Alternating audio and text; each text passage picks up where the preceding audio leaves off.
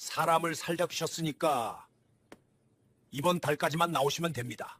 그 말은 칭찬처럼 들렸지만 해고 통보였습니다. 김미정 보호사님, 월권 행위와 규정 위반. 이미 출력된 종이 위에 제 이름은 조용히 적혀 있었죠. 불과 며칠 전 퇴근길에 쓰러진 할머니를 병원으로 옮겼을 뿐이었습니다. 그 선택 하나가 제 인생을 자르는 명분이 될 줄은 그땐 몰랐습니다. 사연 시작 전 구독과 좋아요 버튼 눌러주세요. 오늘의 사연 지금 바로 시작합니다. 안녕하세요.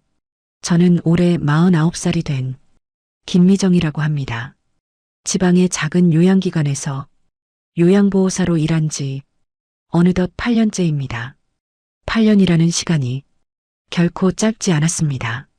그동안 제 손을 거쳐간 어르신만 수십 분이 넘었고 그분들의 마지막 순간을 함께한 적도 많았습니다. 요양보호사라는 직업은 단순히 일만 하는 게 아닙니다. 누군가의 삶을 가까이에서 지켜보고 때로는 가족보다 더 가까운 사람이 되기도 하는 일이었습니다. 저는 혼자입니다.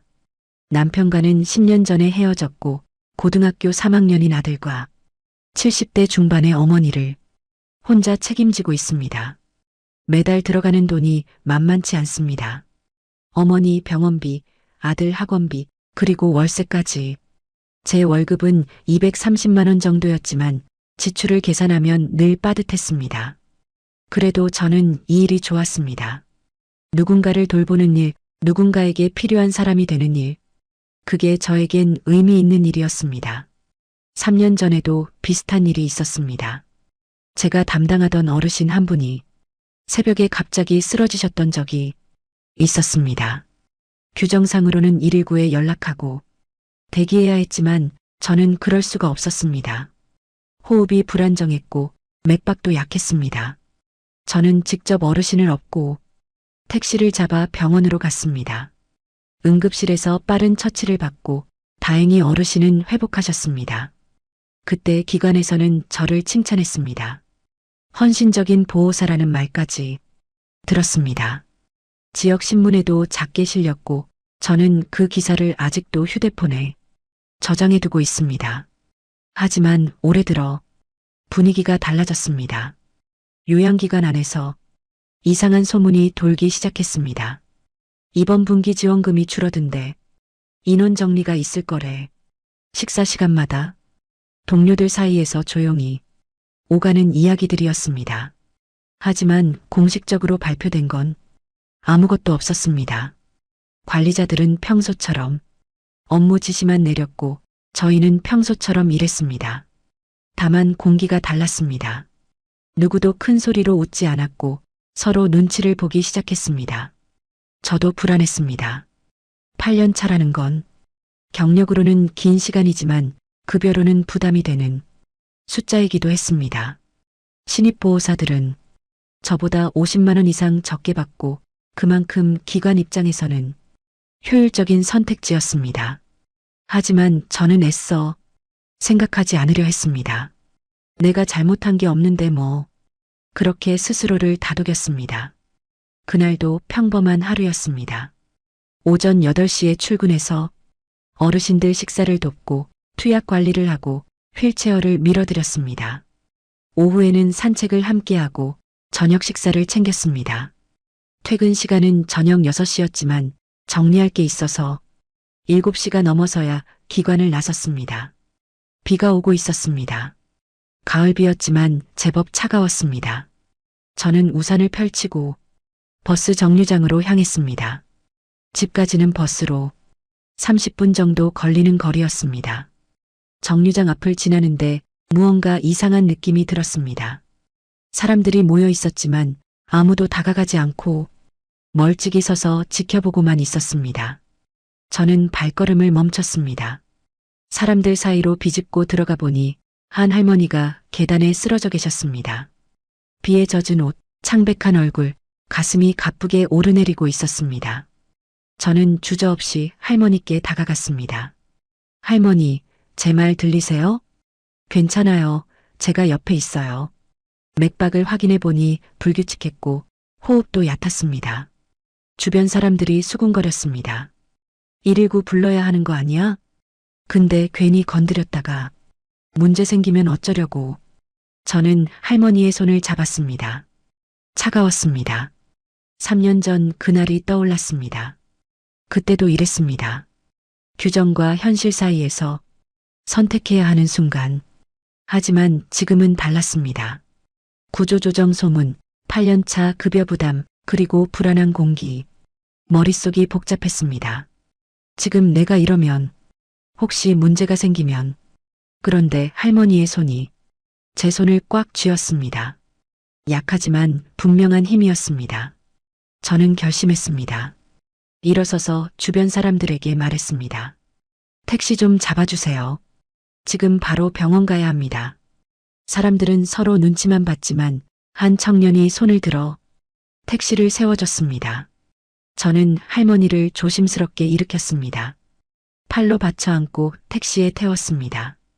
기사님께 말씀드렸습니다. 가장 가까운 응급실로 가주세요. 택시는 빗속을 달렸고 저는 할머니의 손을 계속 잡고 있었습니다. 조금만 참으세요. 곧 도착합니다. 할머니는 희미하게 눈을 뜨시고 저를 바라보셨습니다. 병원 응급실에 도착했습니다. 간호사들이 바삐 움직였고 할머니는 침대로 옮겨졌습니다. 접수 창구에서 직원이 물었습니다. 보호자이십니까? 아니요. 길에서 쓰러지신 걸 봤습니다.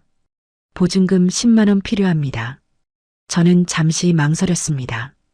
지갑을 열어보니 통장에 남은 돈이 85만 원. 다음 주 아들 학원비가 70만 원이었습니다. 어머니 약값도 아직 안 냈습니다. 손이 떨렸습니다. 이 돈 없으면 이번 달 어떻게. 하지만 응급실 안쪽에서 할머니를 처치하는 소리가 들렸습니다. 저는 카드를 꺼냈습니다. 여기요. 그날 밤 집에 돌아왔을 때 아들이 물었습니다. 엄마, 왜 이렇게 늦었어? 응, 급한 일이 좀 있었어. 학원비 내일까지잖아. 알아, 엄마가 해결할게. 아들은 더 묻지 않았지만 눈빛은 이미 알고 있었습니다. 그날 저는 사람을 살렸습니다. 하지만 그 선택이 제 인생을 끝낼 줄은 몰랐습니다.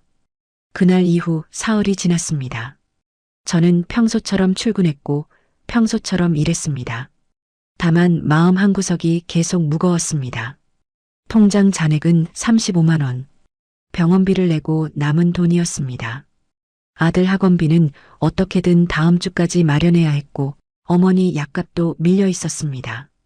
그런데 그날 오전 행정실에서 이상한 움직임이 포착되기 시작했습니다. 평소엔 조용하던 행정실 문이 하루 종일 닫혀 있었고 관리자들이 심각한 표정으로 드나들고 있었습니다. 점심시간에 동료 한 명이 조용히 말했습니다. 미정 씨, 오늘 분위기 이상하지 않아? 응, 나도 느꼈어. 혹시 그 소문 말이야. 우리는 더 말하지 않았습니다. 하지만 모두 알고 있었습니다.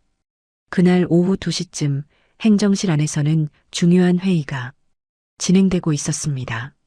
참석자는 시설장 그리고 행정실장 박 과장이었습니다. 박 과장은 48살 15년째 이 기관에서 행정을 담당하고 있는 사람이었습니다. 그는 서류를 펼쳐놓고 차분하게 말했습니다.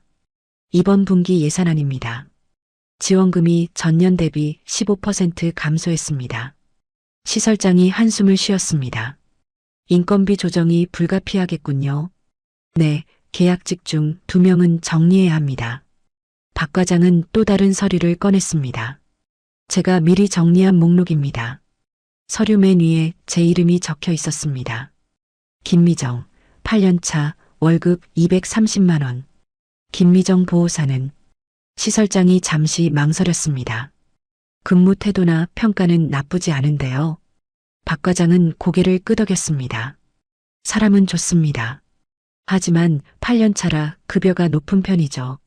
그는 다른 이름을 가리켰습니다. 신입으로 대체하면 월 50만 원 이상 절감됩니다. 1년이면 600만 원이고요. 그래도 경력이 요즘 신입들도 잘합니다. 오히려 더 유연하고 말도 잘 듣습니다. 박 과장의 목소리는 냉정했습니다. 게다가 계약직이라 법적 문제도 없습니다. 시설장은 더 이상 말하지 않았습니다. 박 과장은 서류를 덮으며 말했습니다. 문제는 명분입니다. 단순 구조 조정이라고 하면 반발이 있을 수 있으니까요. 그럼 어떻게 하죠? 적절한 사유를 찾아야 합니다. 규정 위반이나 문제 소지 같은 거요. 바로 그때 박 과장의 책상 위 팩스기에서 문서 한 장이 출력되기 시작했습니다. 그는 천천히 종이를 집어들었습니다. 인근 종합병원에서 보낸 보고서였습니다. 소속 보호사 개인 비용 사용 사실 보고. 박 과장의 입꼬리가 살짝 올라갔습니다. 이거 완벽하네요.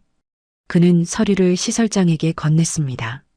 사흘 전 김미정 보호사가 근무 외 시간에 개인적으로 환자 이송에 개입했고 본인 비용으로 치료비를 지불했다고 나와 있습니다.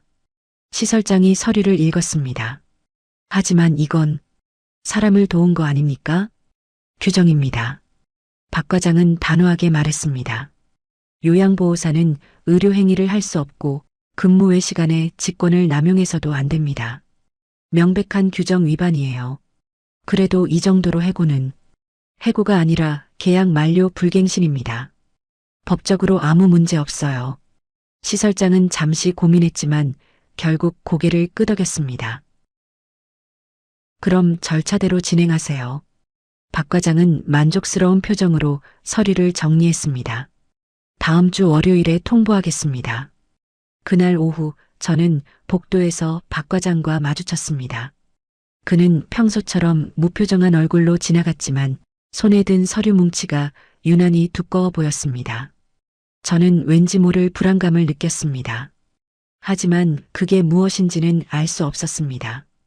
퇴근 후 집으로 돌아가는 버스 안에서 저는 휴대폰으로 통장을 확인했습니다. 35만 원. 다음 주 월요일이 아들 학원비 마감일이었습니다. 70만 원. 35만 원 부족했습니다. 집에 도착하니 아들이 방에서 공부하고 있었고 어머니는 거실에서 텔레비전을 보고 계셨습니다. 엄마, 오늘도 늦었네. 응, 일이 좀 많았어. 학원비. 알아, 걱정 마. 엄마가 해결할게. 하지만 저는 어떻게 해결해야 할지 막막했습니다. 그날 밤 저는 잠을 이루지 못했습니다. 통장을 들여다보고 대출을 알아보고 지인에게 연락할까도 고민했습니다. 새벽 3시가 넘어서야 겨우 잠이 들었습니다. 그리고 월요일 아침이 왔습니다. 주말 이틀 동안 저는 아르바이트를 알아봤습니다. 편의점, 식당, 청소, 무엇이든 할 수 있었습니다. 하지만 나이 때문인지 쉽지 않았습니다. 40대 후반이시면 좀 힘드실 텐데요. 죄송합니다. 젊은 분으로 구하고 있어서요. 전화를 끊을 때마다 가슴이 답답했습니다. 일요일 저녁 아들이 방문을 열고 나왔습니다. 엄마, 학원 그만둘까? 왜 그런 소리를 해? 엄마 힘든 거 알아. 괜찮아. 나 혼자 공부할게. 18살 아들의 눈빛이 너무 어른스러웠습니다. 저는 눈물이 날 것 같았지만 참았습니다. 아니야. 엄마가 해결할게. 걱정하지 마. 하지만 저는 이미 한계에 다다르고 있었습니다. 월요일 아침 출근길에 문자 한 통이 왔습니다. 학원비 미납 안내. 금일까지 미입금 시 수강 중단. 손이 떨렸습니다. 그리고 그날 오전 9시 행정실에서 전화가 왔습니다. 제 인생이 바뀌는 순간이었습니다. 김미정 보호사님, 잠시 올라오시겠습니까? 전화를 받는 순간 심장이 빠르게 뛰기 시작했습니다. 저는 계단을 천천히 올라갔습니다. 한 걸음 한 걸음이 무거웠습니다. 행정실 문 앞에 섰습니다. 손을 들어 놓고 했습니다. 들어오세요. 문을 열고 들어가니 박 과장이 책상에 앉아 있었습니다. 그의 표정은 평소처럼 무표정했습니다. 차갑고 정확하고 계산적인 얼굴이었습니다. 앉으세요. 저는 의자에 앉았습니다. 박 과장은 서류 한 장을 제 앞으로 밀었습니다. 그리고 첫 마디를 꺼냈습니다. 김미정 보호사님, 이번 달까지만 근무하시는 걸로 정리하겠습니다. 머리가 하얘졌습니다. 귀가 먹먹해졌습니다. 네. 계약 기간이 이번 달 말로 만료됩니다. 갱신하지 않기로 결정했습니다. 저는 서류를 내려다봤습니다. 월권 행위와 규정 위반이라는 문장이 눈에 들어왔습니다. 그 아래 제 이름이 선명하게 적혀 있었습니다. 김미정. 8년 동안 일한 제 이름이 이렇게 끝나는 것이었습니다. 저는 무슨 잘못을... 목소리가 떨렸습니다. 박 과장은 서류를 가리켰습니다.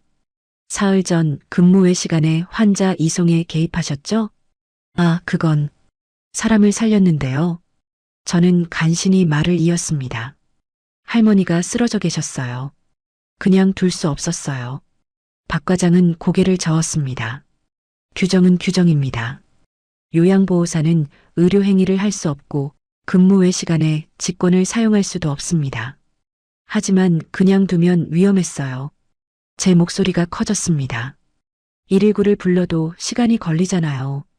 그럴 땐 119에 신고하고 대기하시면 됩니다. 박 과장의 목소리는 여전히 차가웠습니다. 직접 개입하신 건 명백한 규정 위반입니다. 병원비까지 개인적으로 지불하셨고요. 저는 말문이 막혔습니다. 규정상으로는 틀린 말이 아니었습니다. 하지만 이건 아니었습니다. 이건 정말 아니었습니다. 3년 전에도 비슷한 일이 있었는데 그땐 칭찬받았잖아요. 저는 필사적으로 말했습니다. 신문에도 났었어요. 헌신적인 보호사라고요. 그때는 근무 시간 중이었고 담당 어르신이었습니다. 박 과장은 눈 하나 깜짝하지 않았습니다. 상황이 다릅니다. 이번엔 근무 외 시간이고 담당도 아닌 분이었죠. 하지만 사람 목숨이 규정입니다. 김 보호사님. 그는 다른 서류를 펼쳤습니다. 개인 비용까지 사용하셨더군요. 10만 원. 이것도 문제입니다. 기관 명의를 사용한 것과 다름없어요. 할머니를 그냥 둘 순 없었어요. 이해는 합니다. 하지만 규정은 규정입니다. 그의 목소리에는 어떤 감정도 없었습니다. 기계적이고 냉정하고 정확했습니다. 저는 떨리는 목소리로 물었습니다. 정말 이것 때문인가요? 박 과장은 잠시 침묵했습니다. 서류를 정리하는 손이 잠깐 멈췄습니다. 그리고 천천히 입을 열었습니다. 혹시 억울하시면 노조에 문의해 보세요. 그는 잠시 멈췄다가 조용히 덧붙였습니다. 계약직이라 소용없겠지만요. 그 말에 저는 모든 걸 이해했습니다. 이건 규정 위반 때문이 아니었습니다. 구조조정이었습니다. 8년차 고연봉 보호사를 자르는 명분. 제가 할머니를 구한 건 단지 완벽한 핑계가 된 것뿐이었습니다. 언제까지 나오면 되나요? 제 목소리는 이미 체념하고 있었습니다. 이번 달 말까지입니다. 2주 남았습니다. 알겠습니다. 저는 천천히 자리에서 일어났습니다. 더 이상 할 말이 없었습니다. 항의할 명분도 싸울 힘도 없었습니다. 박 과장은 마지막으로 말했습니다. 수고하셨습니다. 저는 대답하지 않고 문을 열었습니다. 행정실을 나와 복도를 걷는데 다리에 힘이 없었습니다. 동료들이 저를 보며 수군거렸지만 아무도 다가오지 않았습니다. 모두 알고 있었습니다. 다음은 자기 차례일 수도 있다는 것을요. 저는 화장실로 들어가 문을 잠갔습니다. 거울 속 제 얼굴은 창백했습니다. 눈가에 다크서클이 짙었고 입술은 바짝 말라 있었습니다. 2주 뒤면 실업자야. 현실이 무겁게 다가왔습니다. 통장 잔액 35만 원, 아들 학원비 70만 원, 어머니 약값 20만 원, 월세 50만 원. 다음 달부터 수입은 0원입니다. 어떻게 살아야 할까요? 손이 떨렸습니다. 저는 차가운 물로 얼굴을 씻었습니다. 물방울이 뚝뚝 떨어졌습니다. 그리고 거울을 보며 스스로에게 말했습니다. 괜찮아. 뭐라도 찾을 수 있어. 하지만 49살 고졸, 요양보호사 경력. 재취업이 쉽지 않다는 걸 저도 알고 있었습니다. 그날 하루는 지옥 같았습니다. 어르신들을 돌보면서도 머릿속은 복잡했습니다. 손은 움직이지만 마음은 딴 곳에 있었습니다. 점심시간에 한 동료가 조용히 다가왔습니다. 박 선생이었습니다. 5년차 보호사였습니다. 미정 씨, 들었어. 응, 미안해. 나도 어떻게 해줄 수가 없어서. 괜찮아. 내 잘못 아니야. 박 선생은 잠시 망설이다가 작은 목소리로 말했습니다.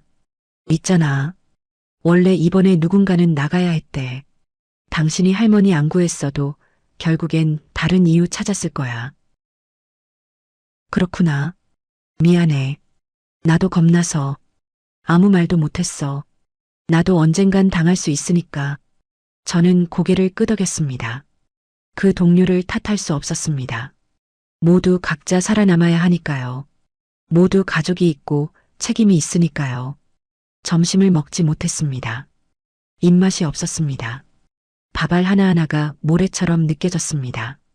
오후 근무도 끝났습니다. 저는 가방을 챙기고 기관을 나섰습니다. 버스를 타고 집으로 가는 길 창밖을 보며 생각했습니다. 사람을 살린 게 잘못인가? 규정이 사람보다 중요한가? 아니면 내가 너무 순진했던 걸까? 비가 내리기 시작했습니다. 가을비였지만 겨울처럼 차가웠습니다. 사람들은 우산을 쓰고 빠르게 걸어갔습니다. 저는 그냥 비를 맞으며 걸었습니다. 어차피 이미 다 젖었으니까요. 마음도 몸도 미래도. 집에 도착했습니다. 현관문을 열고 들어가니 아들이 물었습니다. 엄마, 학원비. 조금만 기다려. 엄마가 곧 해결할게. 아들의 눈빛은 이미 알고 있었습니다. 무언가 잘못됐다는 것을요. 어머니가 부엌에서 나오셨습니다. 딸아, 밥 먹어라. 몸 축내지 말고. 네, 엄마. 식탁에 앉았지만 밥이 넘어가지 않았습니다. 목구멍에 뭔가 걸린 것 같았습니다. 어머니가 걱정스럽게 물으셨습니다. 무슨 일 있니? 얼굴이 안 좋아 보인다. 아니에요, 괜찮아요. 그냥 좀 피곤해서요. 저는 거짓말을 했습니다. 어머니께 말씀드릴 수 없었습니다. 70대 중반의 어머니께 이런 걱정을 드릴 수 없었습니다. 아들에게도 말할 수 없었습니다. 고등학교 3학년 대학 준비하는 아들에게 이런 부담을 줄 수 없었습니다. 저는 혼자 짐을 짊어져야 했습니다. 밤이 되었습니다. 저는 침대에 누워 천장을 바라봤습니다. 어둠 속에서 눈물이 흘러내렸습니다. 소리 없이 조용히 그냥 흘러내렸습니다. 사람을 살린 게 잘못이었나? 할머니를 그냥 뒀어야 했나? 그랬으면 지금 이 상황을 피할 수 있었을까? 아니야. 저는 고개를 저었습니다. 그럴 순 없었어요. 다시 그 순간으로 돌아가도 저는 똑같이 할 것입니다. 쓰러진 할머니를 외면할 수 없었을 것입니다. 그게 저라는 사람이니까요. 하지만 현실은 냉혹했습니다. 2주 뒤면 실업자, 통장 잔액 35만 원, 막막한 미래, 아무것도 보이지 않는 앞길. 저는 그날 밤 새벽 4시까지 잠들지 못했습니다. 천장만 바라보며 눈물만 흘렸습니다. 그리고 결심했습니다. 포기하지 않기로, 어떻게든 살아남기로. 제가 살린 할머니처럼 저도 살아남을 것입니다. 다음 날 아침 저는 다시 출근했습니다. 2주 남은 시간 동안 저는 여전히 일해야 했습니다. 마지막까지 책임을 다해야 했습니다. 하지만 기관 안 분위기는 완전히 달라져 있었습니다. 동료들이 저를 보는 눈빛이 달랐습니다. 동정과 회피가 섞여 있었습니다. 아침 회의 시간이었습니다. 보호사 5명이 모여 앉았습니다. 저도 그 자리에 있었지만 아무도 제 옆에 앉지 않았습니다. 한 칸씩 띄워져 앉았습니다. 마치 전염병 환자처럼 취급받는 기분이었습니다. 회의가 끝나고 모두 자리에서 일어났지만 아무도 제게 말을 걸지 않았습니다. 점심시간이 되었습니다. 저는 식당에 들어갔습니다. 평소엔 함께 밥을 먹던 동료들이 있었지만 오늘은 자리가 가득 찼다며 눈을 피했습니다. 미안, 미정 씨. 오늘은 자리가. 괜찮아. 나 혼자 먹을게. 저는 구석자리에 혼자 앉았습니다. 밥을 먹는데 뒤에서 속삭이는 소리가 들렸습니다. 김미정 씨 해고됐대. 응, 들었어. 규정 위반이래. 우리도 조심해야 할 것 같아. 맞아. 괜히 나서다가 우리도 당할 수 있어. 저는 숟가락을 내려놓았습니다. 밥이 목구멍으로 넘어가지 않았습니다. 오후에 어르신 한 분이 제게 물으셨습니다. 미정 씨, 요즘 얼굴이 안 좋아 보이네. 아니에요. 괜찮아요. 무슨 걱정 있어? 나한테 말해봐. 할머니의 따뜻한 눈빛에 눈물이 날 뻔했습니다. 하지만 저는 참았습니다. 정말 괜찮아요. 그냥 좀 피곤해서요. 퇴근 시간이 되었습니다. 저는 가방을 챙겼습니다. 복도를 지나는데 박 과장과 마주쳤습니다. 그는 저를 보더니 잠시 멈칫했습니다. 하지만 곧 무표정한 얼굴로 지나갔습니다. 인사도 말도 없었습니다. 마치 저는 이미 존재하지 않는 사람처럼요. 집으로 돌아가는 버스 안에서 저는 다시 통장을 확인했습니다. 35만 원. 변함없는 숫자였습니다. 아들 학원비 마감일은 내일이었습니다. 70만 원. 여전히 35만 원이 부족했습니다. 저는 휴대폰을 꺼내 문자를 보냈습니다. 학원 원장님께, 원장님, 학원비 일주일만 늦춰도 될까요? 곧 답장이 왔습니다. 죄송합니다. 규정상 어렵습니다. 저는 한숨을 쉬었습니다. 집에 도착했습니다. 아들이 현관문을 열어줬습니다. 엄마, 학원에서 전화 왔어. 알아. 엄마, 괜찮아. 나 학원 안 다녀도 돼. 18살 아들이 너무 의젓해 보였습니다. 가슴이 미어졌습니다. 아니야. 엄마가 해결할게. 하지만 저는 어떻게 해결해야 할지 몰랐습니다. 대출도 이미 한도가 꽉 차 있었습니다. 지인에게 빌릴까도 생각했지만 갚을 자신이 없었습니다. 2주 뒤면 무직자인데요. 그날 저녁 어머니가 약을 드시려다 말씀하셨습니다. 딸아, 이 약 다 떨어졌네. 네, 벌써요? 응, 병원 가야 할 것 같은데. 알았어요. 이번 주 안에 갈게요. 하지만 어머니 병원비도 20만 원이었습니다.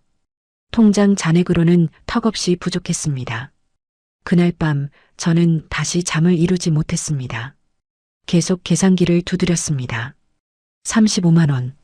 필요한 돈 70만 원 더하기 20만 원 더하기 50만 원. 140만 원.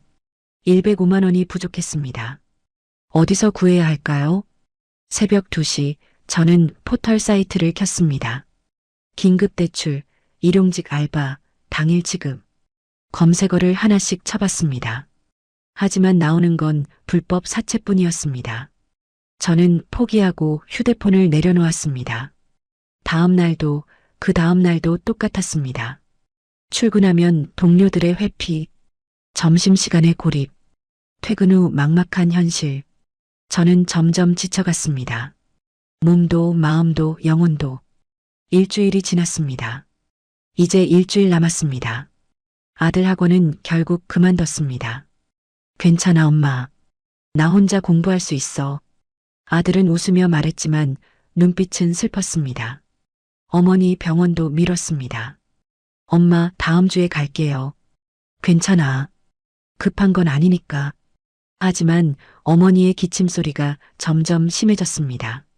저는 무너지고 있었습니다. 천천히, 조용히, 확실하게. 아무도 저를 붙잡아주지 않았습니다. 동료들은 외면했고, 가족들은 몰랐고, 기관은 이미 저를 버렸습니다. 그날 밤 저는 침대에 누워 생각했습니다. 내가 뭘 잘못한 걸까? 사람을 살린 게 잘못인가? 왜 나만 이렇게 힘든 걸까? 하지만 답은 없었습니다. 그저 어둠만 있을 뿐이었습니다. 그리고 내일 또 출근해야 한다는 현실만이, 일주일 뒤면 끝이라는 사실만이 무겁게 제 가슴을 짓눌렀습니다. 마지막 주가 시작되었습니다. 월요일 아침 저는 평소보다 일찍 출근했습니다. 마지막 일주일이라도 성실하게 일하고 싶었습니다. 어르신들께 죄송한 마음도 있었습니다. 갑자기 담당자가 바뀌면 불편하실 테니까요. 오전 근무를 마치고 점심시간이었습니다. 저는 혼자 밥을 먹고 있었습니다. 그때 박 선생이 조용히 다가왔습니다. 미정 씨, 응? 오늘 조심해. 무슨 소리야? 박 선생은 주변을 살피더니 작게 말했습니다. 아까 행정실에서 시설장님 오시는 거 봤어. 보통 이런 경우엔 말을 끝까지 하지 않았지만 저는 알았습니다. 최종 통보가 오늘 있을 거라는 뜻이었습니다. 오후 2시쯤 예상대로 전화가 왔습니다. 김미정 보호사님, 시설장실로 올라오시겠습니까? 저는 심호흡을 했습니다. 이제 정말 끝이구나. 계단을 올라가는 발걸음이 무거웠습니다. 시설장실 문을 두드렸습니다. 들어오세요. 문을 열고 들어가니 시설장과 박 과장이 앉아 있었습니다. 두 사람의 표정은 굳어 있었습니다. 앉으세요. 저는 의자에 앉았습니다. 시설장이 먼저 입을 열었습니다. 김미정 보호사님, 그동안 수고 많으셨습니다. 감사합니다. 8년이라는 시간이 결코 짧지 않았을 텐데 이렇게 보내드리게 되어 죄송합니다. 최소한의 예의였습니다. 하지만 그것만으로는 위로가 되지 않았습니다. 박 과장이 서류를 꺼냈습니다. 계약 종료 확인서입니다. 서명 부탁드립니다. 저는 서류를 받아들었습니다. 김미정 보호사의 계약은 이번 달 말일자로 종료됨. 간단한 문장 하나가 제 8년을 끝내고 있었습니다. 퇴직금은 통상임금 기준으로 산정되어 다음 달 5일에 입금될 예정입니다. 박 과장은 기계적으로 설명했습니다. 마지막 급여와 함께 지급됩니다. 알겠습니다. 저는 펜을 들었습니다. 손이 떨렸습니다. 서명하는 순간 눈물이 날 것 같았습니다. 하지만 참았습니다. 이 사람들 앞에서 울고 싶지 않았습니다. 저는 천천히 제 이름을 적었습니다. 김미정. 세 글자가 무겁게 종이 위에 새겨졌습니다. 마지막 근무일은 금요일입니다. 박 과장이 말했습니다. 그날까지 인수인계 부탁드립니다. 누구한테 인수인계 하나요? 신입보호사가 목요일에 출근합니다. 빠르네요. 저는 속으로 쓰게 웃었습니다. 혹시 궁금한 사항 있으십니까? 시설장이 물었습니다. 저는 고개를 저었습니다. 없습니다. 그럼 마지막까지 잘 부탁드립니다. 저는 자리에서 일어났습니다. 인사도 하지 않고 돌아섰습니다. 문을 나서는 순간 뒤에서 시설장의 목소리가 들렸습니다. 김 보호사님, 저는 멈춰섰습니다. 개인적으로는 정말 아쉽습니다. 저는 대답하지 않고 문을 닫았습니다. 복도를 걸어 내려오는데 다리에 힘이 풀렸습니다. 벽에 기대어 섰습니다. 이제 정말 끝이었습니다. 공식적으로, 법적으로 완전히 끝이었습니다. 화장실로 들어가 거울을 봤습니다. 창백한 얼굴, 푹 꺼진 눈, 마른 입술. 이게 8년 일한 사람의 마지막 모습이었습니다. 저는 차가운 물로 얼굴을 씻었습니다. 눈물이 섞였는지 물인지 구분이 안 됐습니다.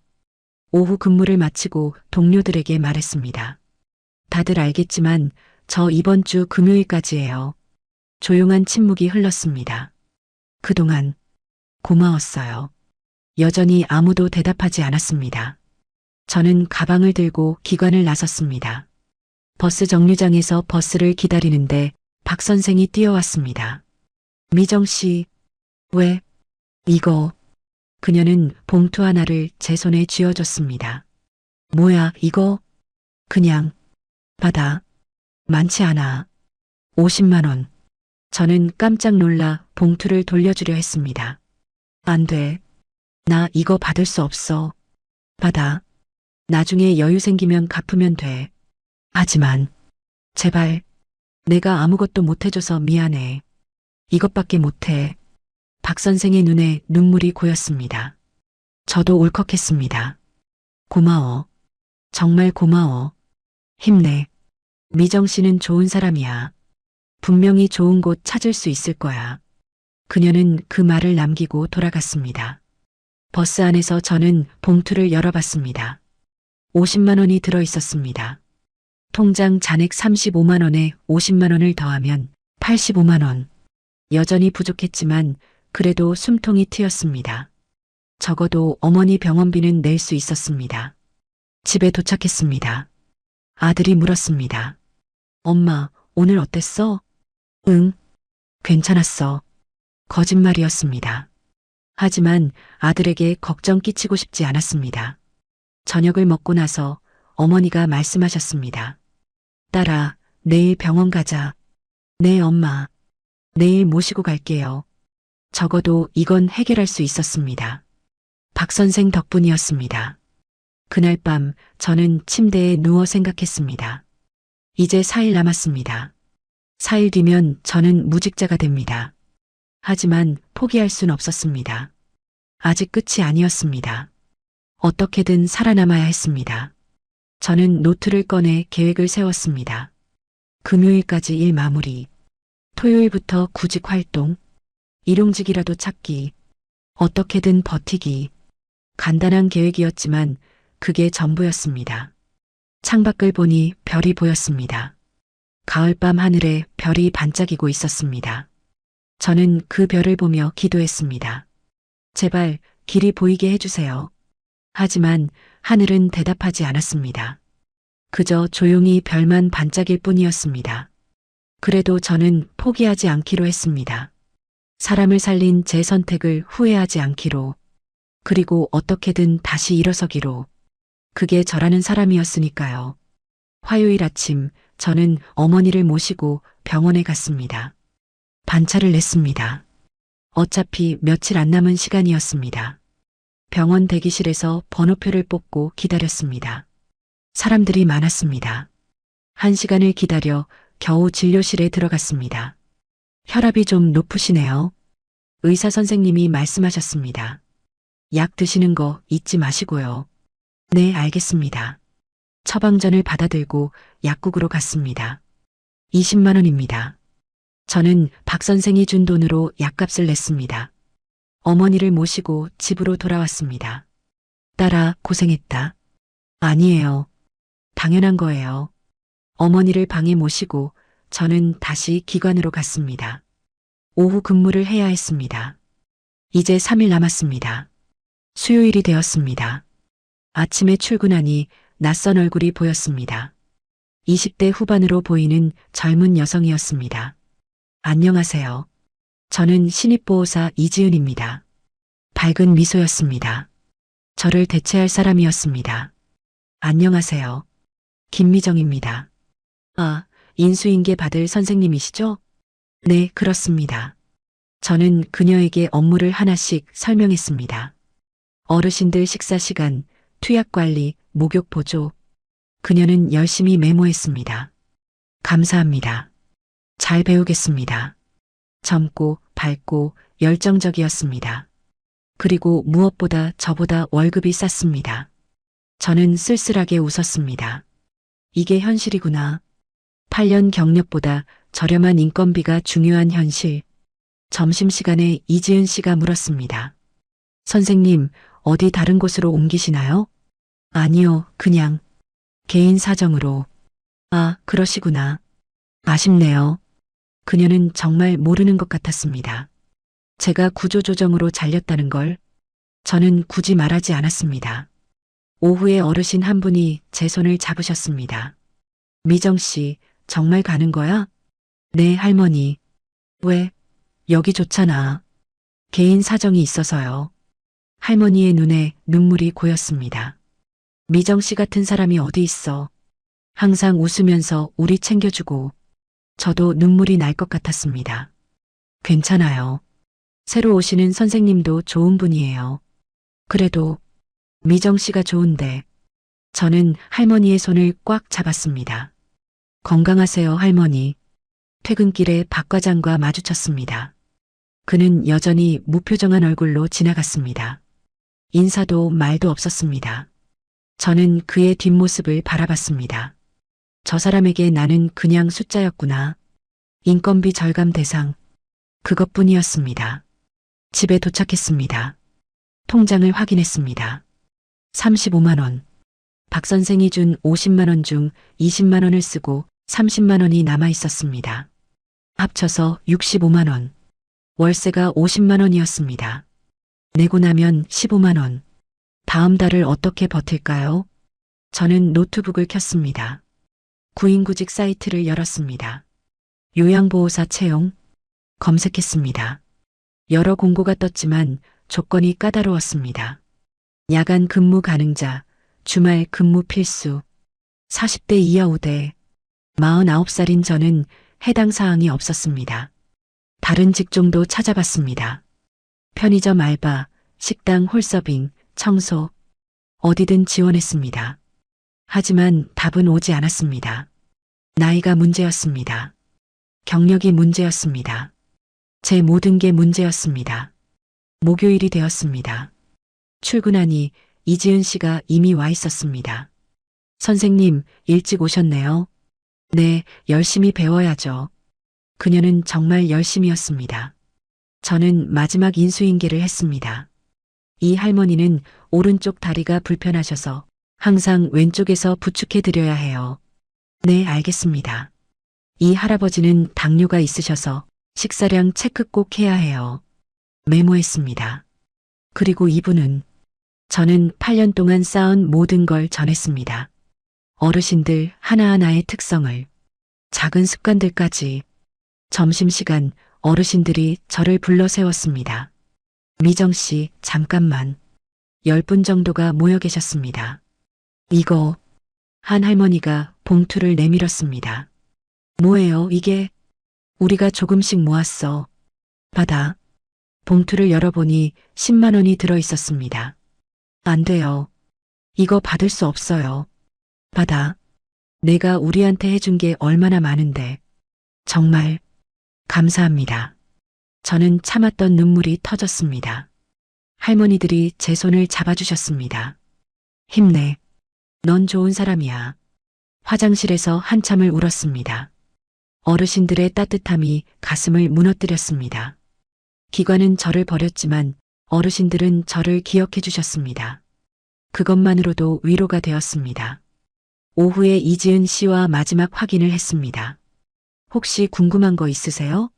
아니요, 다 배웠습니다. 감사합니다. 그럼 잘 부탁드려요. 네, 선생님도 좋은 일 있으실 거예요. 그녀는 정말 모르는 것 같았습니다. 제가 얼마나 막막한지. 퇴근길에 동료들이 모여 있었습니다. 박 선생이 다가왔습니다.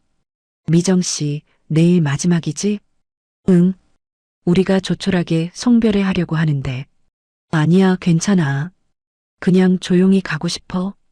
그래. 그럼 이거라도. 그녀는 작은 상자를 건넸습니다. 다들 조금씩 모은 거야. 상자를 열어보니 손편지들이 들어 있었습니다. 미정 씨, 고생 많았어요. 힘내세요. 좋은 곳 꼭 찾으실 거예요. 당신은 훌륭한 보호사였어요. 저는 또 울컥했습니다. 고마워. 정말 고마워. 집에 돌아와 통장을 다시 확인했습니다. 어르신들이 주신 10만 원을 더하니 75만 원이 되었습니다. 월세 내고 나면 25만 원. 한 달 생활비로는 턱없이 부족했습니다. 저는 다시 구직 사이트를 열었습니다. 지원서를 하나하나 보냈습니다. 간절합니다. 꼭 연락주세요. 하지만 답은 오지 않았습니다. 시간만 흘러갔습니다. 밤이 깊었습니다. 내일이 마지막 날입니다. 8년의 시간이 내일로 끝납니다. 저는 창밖을 바라봤습니다. 어두운 밤하늘에 별이 보였습니다. 하지만 그 별도 희미했습니다. 그런데 바로 그때 창밖으로 이상한 광경이 보였습니다. 요양기관 앞에 차 한 대가 멈춰 섰습니다. 검은색 세단이었습니다. 고급차였습니다. 이런 차는 보통 감사나 점검 때나 오는 차였습니다. 무슨 일이지? 하지만 저는 더 이상 신경 쓰지 않았습니다. 내일이 마지막이니까요. 저와는 상관없는 일이니까요. 저는 커튼을 내리고 침대에 누웠습니다. 내일을 위해 잠을 청했습니다. 마지막 날을 위해 금요일 아침 마지막 출근길이었습니다. 저는 평소보다 조금 일찍 나섰습니다. 가을 아침 공기가 차갑게 느껴졌습니다. 버스를 타고 가는 내내 복잡한 생각들이 들었습니다. 정말 끝이구나. 이제 뭘 해야 하지? 앞으로 어떻게 살아야 할까? 기관에 도착했습니다. 그런데 분위기가 이상했습니다. 평소와 달리 로비가 어수선했습니다. 직원들이 모여서 무언가 수군거리고 있었습니다. 무슨 일이야? 한 동료가 작은 목소리로 말했습니다. 어젯밤에 검은 차가 왔대. 검은 차? 응. 고급 세단. 임원급 차량 같았대. 그래서 오늘 아침 일찍 시설장님이랑 박 과장님이 출근하셨는데 표정이 심상치 않았대. 저는 고개를 끄덕였습니다. 하지만 크게 신경 쓰지 않았습니다. 오늘이 마지막 날인데 무슨 상관이겠어요. 오전 근무를 시작했습니다. 어르신들께 아침 식사를 돕고 투약 관리를 했습니다. 평소처럼 마지막까지 책임감 있게 어르신 한 분이 제 손을 잡으셨습니다. 미정 씨, 정말 오늘이 마지막이야? 네, 할머니. 아쉽다. 정말 아쉬워. 저도 아쉬웠습니다. 10시쯤 행정실이 갑자기 분주해졌습니다. 직원들이 서둘러 움직이기 시작했습니다. 청소를 하고 서류를 정리하고 뭔가 준비하는 것 같았습니다. 무슨 일이래? 잘 모르겠어. 갑자기 준비하래. 감사라도 오나? 박 과장이 행정실에서 나왔습니다. 그의 얼굴에 땀이 맺혀 있었습니다. 평소의 냉정한 모습과는 달랐습니다. 뭔가 긴장한 것 같았습니다. 휴대폰으로 통화하는 목소리가 들렸습니다. 네, 알겠습니다. 바로 준비하겠습니다. 시설장도 복도를 서성이고 있었습니다. 평소엔 보기 드문 모습이었습니다. 오늘 뭔가 있나 봐. 동료들이 수군거렸습니다. 하지만 저는 별로 궁금하지 않았습니다. 제 짐을 정리하기 바빴습니다. 점심시간이 되었습니다. 저는 마지막 식사를 어르신들과 함께 했습니다. 미정 씨, 많이 먹어. 네, 할머니. 나중에 잘 되면 우리 보러 와. 네, 꼭 그렇게 할게요. 거짓말이 아니었습니다. 정말 다시 올 수 있으면 좋겠다고 생각했습니다. 오후 1시쯤 로비에서 소란이 일었습니다. 저는 복도 끝에서 짐을 정리하고 있었습니다. 멀리서 웅성거리는 소리가 들렸습니다. 누가 오신 것 같은데? 동료 하나가 로비 쪽을 바라봤습니다. 저도 고개를 들었습니다. 하지만 멀어서 잘 보이지 않았습니다. 그냥 다시 짐 정리를 계속했습니다. 개인 물품들을 박스에 담았습니다. 머그컵, 사진 한 장, 메모지들, 8년의 흔적들이었습니다. 그때 복도 쪽에서 목소리가 들렸습니다. 시설장과 박 과장이 누군가를 안내하고 있었습니다. 이쪽으로 오시겠습니까? 공손한 목소리였습니다. 평소에 박 과장 같지 않았습니다. 늘 무표정하던 사람이 웃고 있었습니다. 저는 슬쩍 고개를 들어봤습니다. 두 분의 노부부가 걸어오고 계셨습니다. 70대 초반쯤으로 보였습니다. 품위 있는 옷차림이었습니다. 할머니는 고급스러운 코트를 입고 계셨고 할아버지는 정장을 입고 계셨습니다. 누구시지? 임원인가? 감사관인가? 하지만 저와는 상관없는 일이었습니다. 저는 다시 짐을 정리했습니다. 그런데 그 할머니가 잠깐 멈춰 섰습니다. 복도를 둘러보시는 것 같았습니다. 시설장이 조심스럽게 물었습니다. 무엇을 찾으십니까? 할머니는 대답하지 않으셨습니다. 그저 천천히 주위를 살피셨습니다. 저는 박스를 들고 복도 구석으로 비켜섰습니다. 방해되지 않으려고요. 오늘이 마지막 날인데 말썽 일으키고 싶지 않았습니다. 조용히 떠나고 싶었습니다. 할머니가 로비 쪽을 바라보셨습니다. 그리고 무언가를 말씀하시는 것 같았습니다. 거리가 멀어서 잘 들리지 않았습니다. 하지만 박 과장의 표정이 굳어지는 게 보였습니다. 시설장이 급히 직원 한 명을 불렀습니다. 김대리, 전 직원 명단 가져와. 네, 지금요? 지금 당장. 다급한 목소리였습니다. 무슨 일인지 모르겠지만 심상치 않았습니다. 동료들도 수군거리기 시작했습니다. 저분들 누구래? 잘 모르겠는데 중요한 분들인 것 같아. 박 과장님 표정 봐. 완전 긴장했어. 저는 별로 관심이 없었습니다. 박스를 들고 휴게실로 향했습니다. 그런데 바로 그때 할머니의 목소리가 복도에 울렸습니다. 그날 저를 도와준 분을 찾고 있어요. 저는 걸음을 멈췄습니다. 그날 도와줬다고? 무슨 뜻일까요? 시설장이 당황한 목소리로 물었습니다. 그게 어떤 분을 말씀하시는 건지.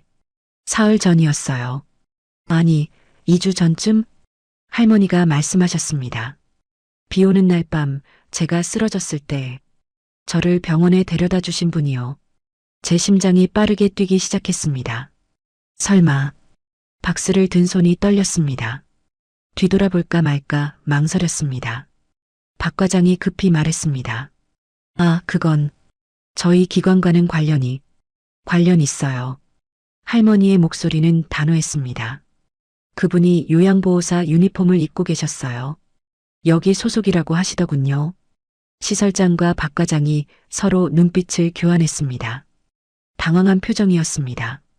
그게 확인을 해봐야. 지금 확인하세요. 이번엔 할아버지가 말씀하셨습니다. 목소리에 권위가 묻어났습니다. 저는 천천히 뒤돌아섰습니다. 복도 저 끝에서 할머니와 눈이 마주쳤습니다.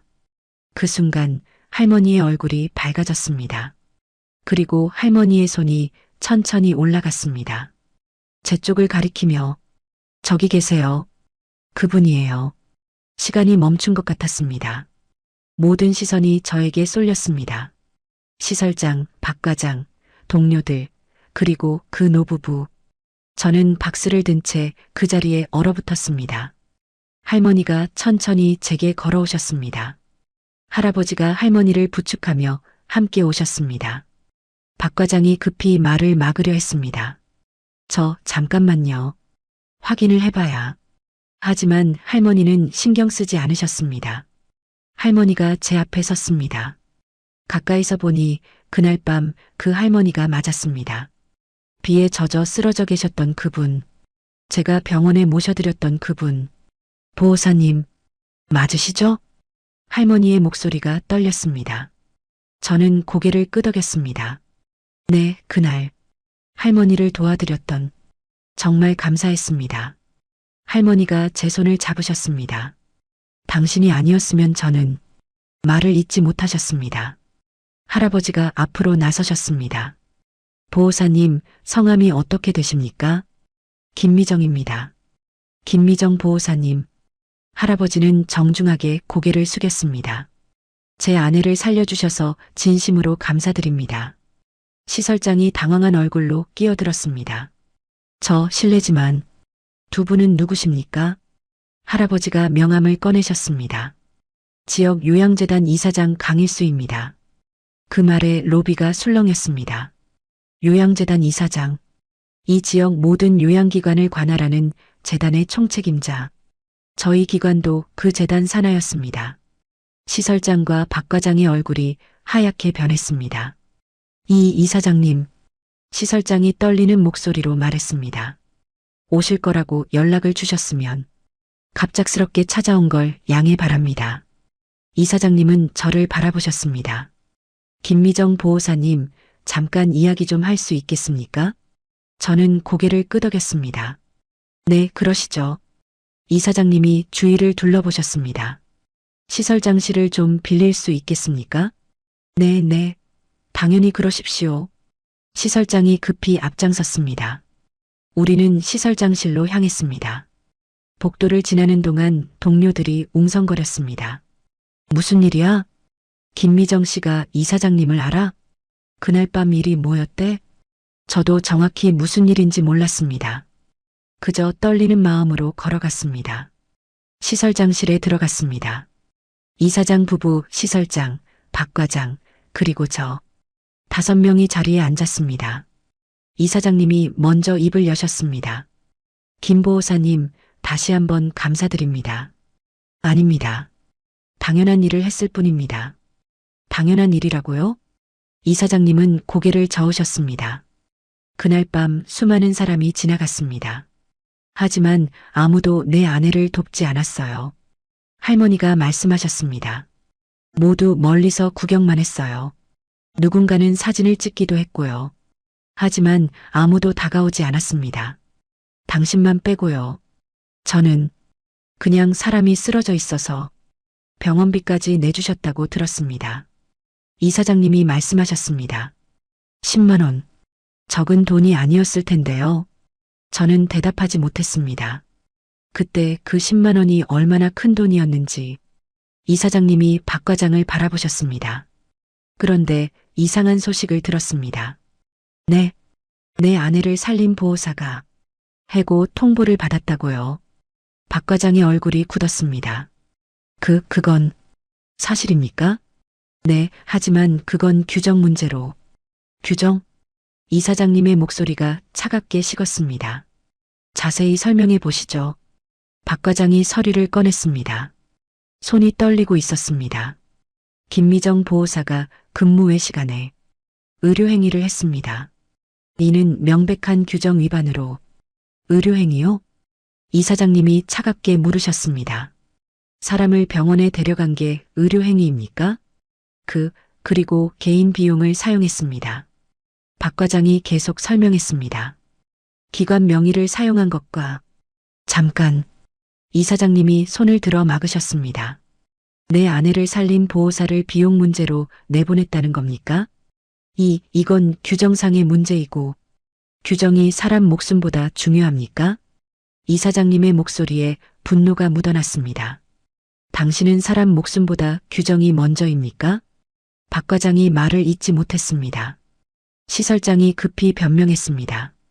저희도 어쩔 수 없는 사정이. 무슨 사정입니까? 예산 감축으로 구조조정을 해야 했습니다. 구조조정? 이사장님이 그 단어를 천천히 반복하셨습니다. 그래서 사람을 살린 보호사를 자른 겁니까? 그게 명분이 필요했던 거군요. 마침 규정 위반이라는 핑계가 생겼고 정확했습니다.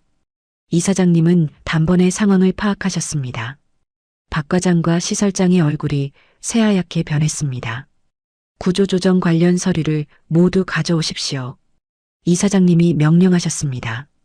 지금 당장. 네. 박 과장이 비틀거리며 나갔습니다. 잠시 후 서류 뭉치를 들고 돌아왔습니다. 이사장님은 서류를 하나하나 검토하셨습니다. 회의록, 명단, 평가표, 모든 게 그곳에 적혀 있었습니다. 8년 차라 급여가 높다. 이사장님이 서류를 읽으셨습니다. 신입이 더 싸고 말을 잘 듣는다. 문제 소지 있는 사람 위주로 정리한다. 이사장님이 서류를 책상에 내려놓으셨습니다. 이게 사람을 대하는 방식입니까? 죄송합니다. 김 보호사님. 이사장님이 저를 바라보셨습니다. 이 기관에서 얼마나 일하셨습니까? 8년입니다. 8년 동안 어떤 평가를 받으셨습니까? 좋은 평가를 받았습니다. 징계를 받은 적은 없습니다. 그런 보호사를 비용 절감을 위해 내보냈다. 이사장님은 시설장을 바라보셨습니다. 제가 구조조정을 지시한 적 있습니까? 그건 예산 감축은 효율화를 위한 겁니다. 사람을 자르라는 게 아닙니다. 이사장님의 목소리는 단호했습니다. 더구나 사람을 살린 보호사를 자르다니. 박 과장이 변명했습니다. 저희도 어쩔 수 없다고요? 이사장님이 냉소를 띠셨습니다. 당신들은 그저 편한 선택을 한 겁니다. 경력 있는 보호사를 자르고 신입을 쓰는 게 예산상 편하니까요. 하지만 내 아내가 누군지 몰랐다면 그냥 넘어갔을 겁니까? 그 말에 모두 침묵했습니다. 정확한 지적이었습니다. 이사장님이 결정을 내리셨습니다. 오늘부로 행정실장 박 과장은 직위 해제합니다. 네. 박 과장이 벌떡 일어났습니다.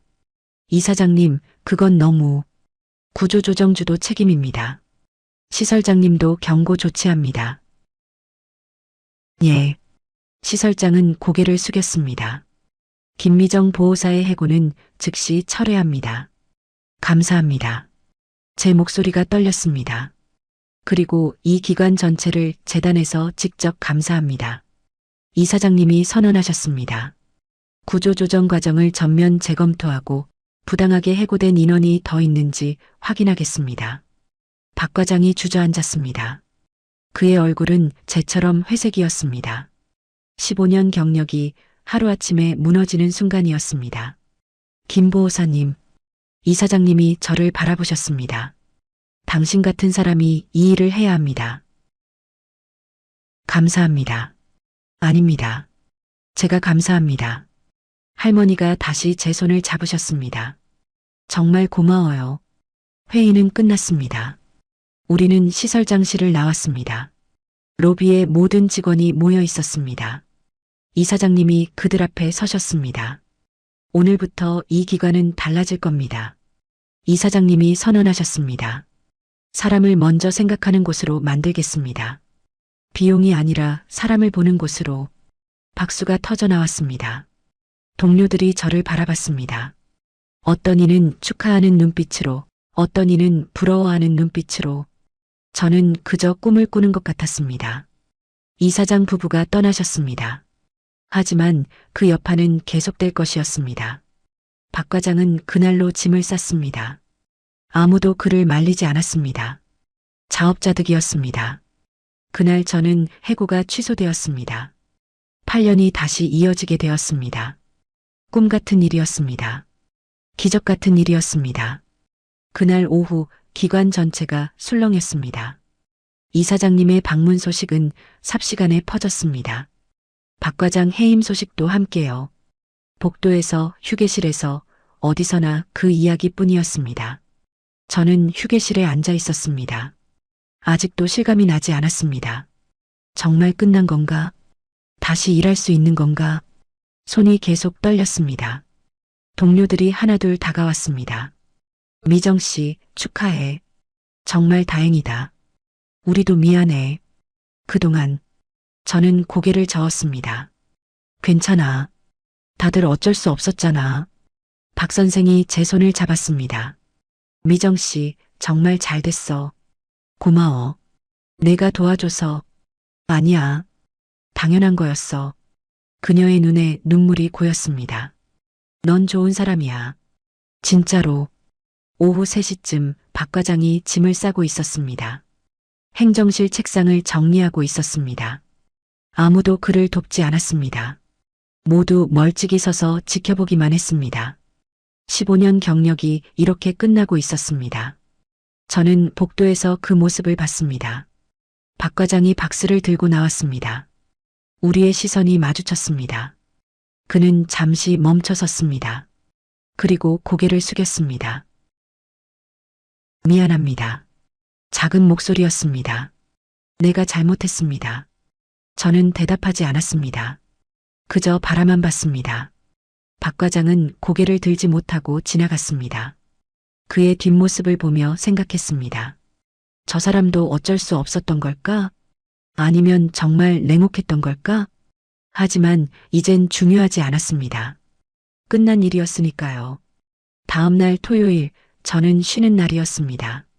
하지만 집에서 쉴 수가 없었습니다. 너무 많은 일이 일어났으니까요. 저는 어머니께 말씀드렸습니다. 엄마, 저 일 계속하게 됐어요. 정말? 어머니가 환하게 웃으셨습니다. 다행이다. 정말 다행이야. 네, 저도 정말 다행이에요. 어머니가 제 손을 잡으셨습니다. 딸아, 넌 좋은 일 했어. 하늘이 다 알아주는구나. 아들에게도 말했습니다. 학원 다시 다녀도 돼. 정말?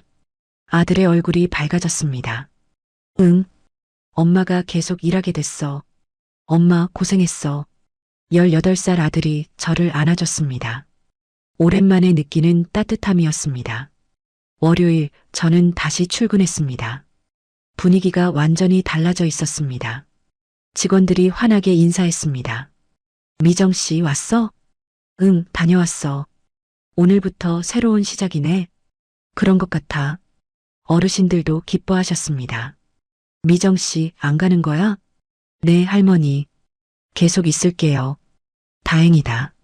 정말 다행이야. 할머니가 제 손을 꼭 잡으셨습니다. 내가 여기 있어야 해. 하지만 행정실은 텅 비어 있었습니다. 박 과장이 쓰던 책상이 비어 있었습니다. 15년 동안 그가 앉았던 자리. 이제 그곳엔 아무도 없었습니다. 임시 행정 담당자가 왔습니다. 재단에서 파견된 사람이었습니다. 앞으로 달라질 겁니다. 그는 직원들에게 말했습니다. 사람 중심으로 운영할 겁니다. 구조조정 명단에 올랐던 다른 보호사도 복직했습니다. 최 선생이었습니다. 미정 씨 덕분이야. 아니야. 우리 모두 덕분이지. 그래도 정말 고마워. 우리는 서로 안아줬습니다. 며칠 후 우연히 소식을 들었습니다. 박 과장이 다른 기관에 지원했다가 떨어졌다고, 요양재단 쪽에서 경고가 내려갔다고, 부당해고 주도자라는 기록이 남았다고, 재취업이 쉽지 않을 거라고. 저는 복잡한 심정이었습니다. 동정하지는 않았습니다. 하지만 안타까운 마음도 들었습니다. 저 사람도 가족이 있을 텐데, 저 사람도 먹고 살아야 할 텐데. 하지만 곧 생각을 고쳐먹었습니다. 아니야. 자업자득이야. 저도 가족이 있었습니다. 저도 먹고 살아야 했습니다. 그런데 그 사람은 저를 잘랐습니다. 아무 거리낌 없이요. 한 달쯤 지났을까요? 우연히 마트에서 박 과장을 봤습니다. 그는 훨씬 초라해 보였습니다. 정장 대신 평상복을 입고 있었고 얼굴에는 수염이 자라 있었습니다. 우리의 시선이 마주쳤습니다. 그는 황급히 고개를 돌렸습니다. 저를 피하려는 게 분명했습니다. 저는 그냥 지나쳤습니다. 더 이상 할 말이 없었으니까요. 그날 밤 집에 돌아와 생각했습니다. 사람을 어떻게 대하느냐가 결국 돌아온다는 걸. 박 과장은 사람을 숫자로 봤습니다. 비용으로 계산했습니다. 그리고 그 결과가 지금의 그를 만들었습니다. 반면 저는 사람을 사람으로 봤습니다. 쓰러진 할머니를 그냥 지나칠 수 없었습니다. 비용보다 생명이 먼저였습니다. 그리고 그 선택이 저를 살렸습니다. 이사장님의 말씀이 떠올랐습니다. 사람이 먼저입니다. 그 말이 정답이었습니다. 제도도 규정도 비용도 결국 사람을 위한 것이어야 했습니다. 다음날 출근길, 하늘이 맑았습니다. 가을 하늘이 유난히 높고 파랬습니다. 저는 깊게 숨을 들이마셨습니다. 살아있다는 느낌이 들었습니다. 다시 시작할 수 있다는 희망이 보였습니다. 기관에 도착했습니다. 어르신들이 반갑게 맞아주셨습니다. 미정 씨, 오늘도 왔구나? 네, 할머니. 오늘도 잘 부탁드려요. 그래, 우리도 잘 부탁한다. 일을 시작했습니다. 식사 보조, 투약 관리, 산책 동행. 익숙한 일상이었습니다. 하지만 이제는 달랐습니다. 이 일상이 얼마나 소중한지 알았으니까요. 점심시간 동료들과 밥을 먹었습니다. 더 이상 혼자가 아니었습니다. 함께 웃고 이야기하고 나눴습니다. 미정 씨, 이거 먹어봐. 고마워. 우리 이제 계속 같이 일하자. 응, 그래. 오래오래. 오후 근무를 마치고 퇴근했습니다. 버스 안에서 통장을 확인했습니다. 이번 달 급여가 들어와 있었습니다. 230만 원. 예전엔 부족하다고 생각했는데 이제는 감사했습니다. 일할 수 있다는 게 감사했습니다. 집에 도착했습니다. 아들이 학원에서 돌아왔습니다. 엄마, 나 오늘 모의고사 잘 봤어. 정말? 잘했네. 엄마 덕분이야. 무슨 소리야?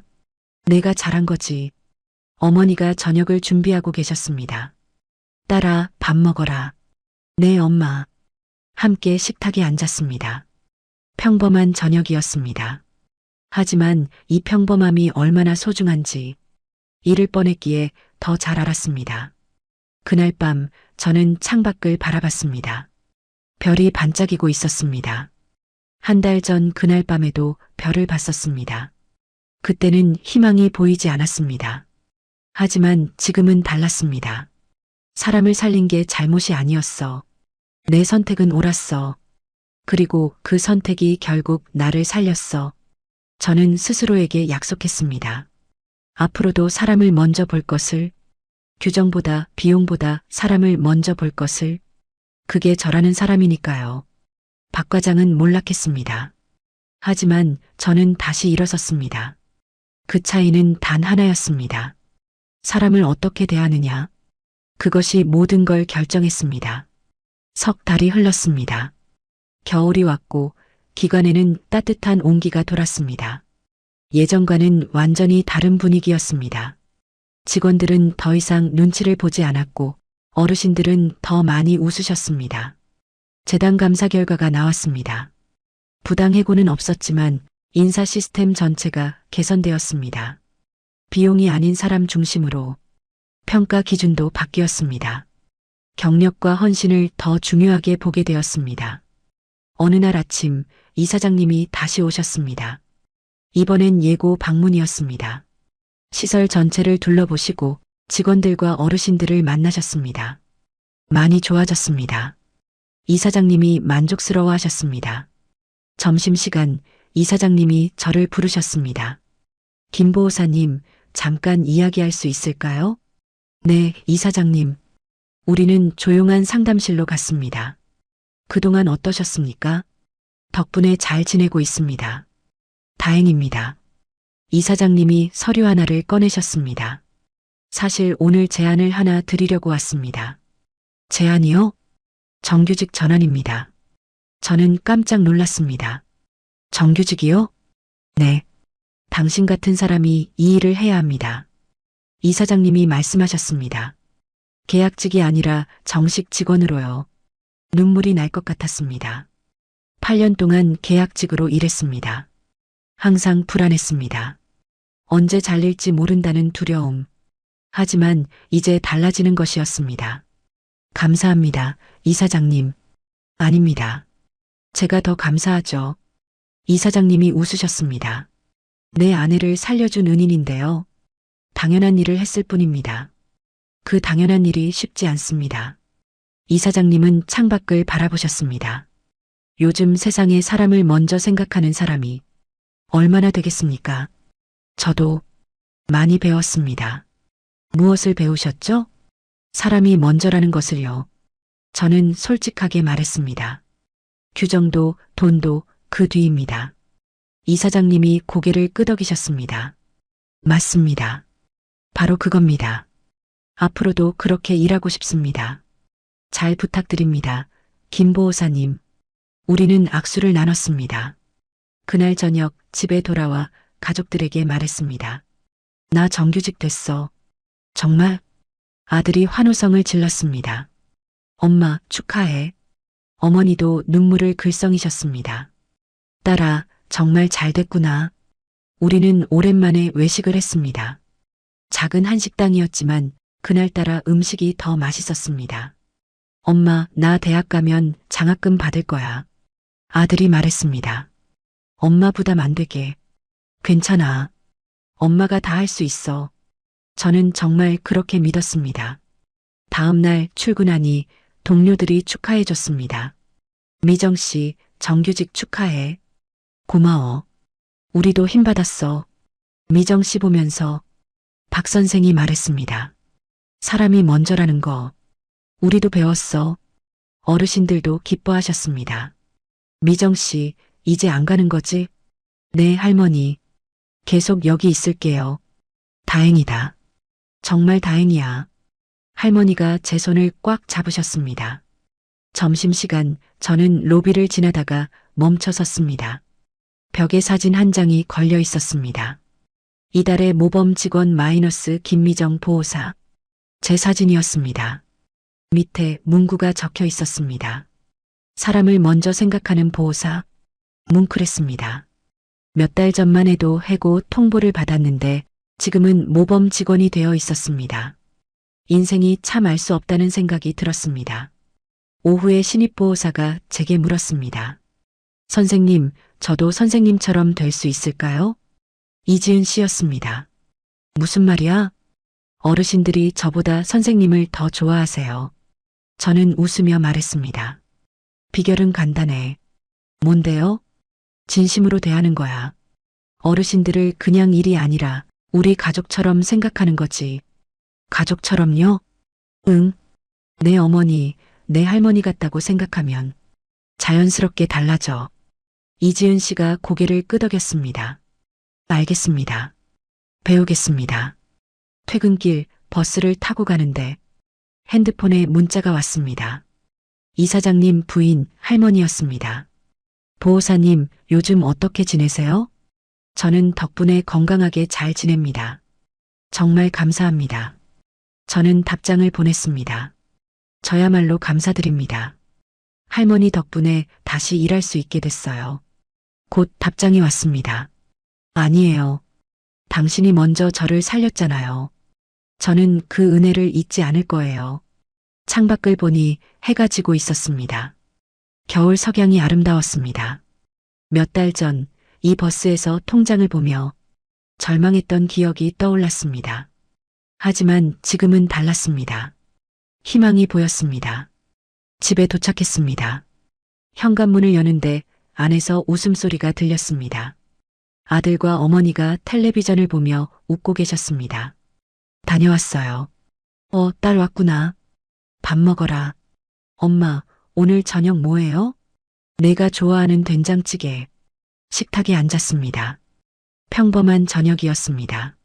하지만 이 평범함이 얼마나 소중한지 잃을 뻔했기에 더 잘 알았습니다. 잘 먹겠습니다. 우리는 함께 숟가락을 들었습니다. 밤이 되었습니다. 저는 침대에 누워 천장을 바라봤습니다. 그날 밤이 떠올랐습니다. 비 오는 날 쓰러진 할머니를 발견했던 그날. 만약 그냥 지나쳤다면 어땠을까요? 할머니는 어떻게 됐을까요?